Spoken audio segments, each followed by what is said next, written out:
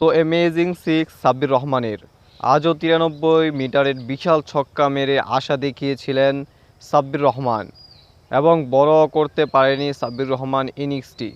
এই পর্যন্ত টুর্নামেন্টের মধ্যে ৬২ বল খেলেছেন, তার মধ্যে ছক্কা মেরেছেন ১৪টি সাব্বির রহমান। রানেও এসেছে ৬২ বলে ১২৪ রান, অর্থাৎ স্ট্রাইক রেটের বরাবর ২০০।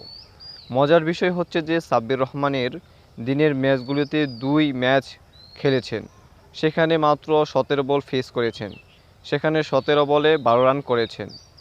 আর রাতের ম্যাচে ৩ ম্যাচ খেলে ৪৫ বল খেলে ১১২ রান করেছে।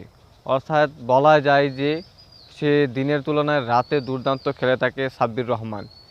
এই পর্যন্ত সে ৫টা ম্যাচের মধ্যে দিনের থেকে রাতে ভালো পারফর্ম করেছে, যা বিগত ম্যাচগুলির মধ্যে সাব্বির রহমানের পারফর্ম দেখার মতো ছিল। এবং সাব্বির রহমানের এই বিশাল ছক্কা অন্তত ক্রিকেট প্রেমীদের মনে আশা জাগিয়েছিল। শেষ পর্যন্ত ইনিংসটা সে বড় করতে পারলো না এবং দলকে ভালো একটা টার্নিং পয়েন্টে রেখে আসতে পারলো না। কিন্তু সাব্বির রহমানের এমন ছক্কাই তো দেখতে চেয়েছিল ভক্তরা। আপনার কি মনে হয়? আপনি যদি খেলার ভক্ত হয়ে থাকেন তাহলে অবশ্যই সাবস্ক্রাইব করবেন।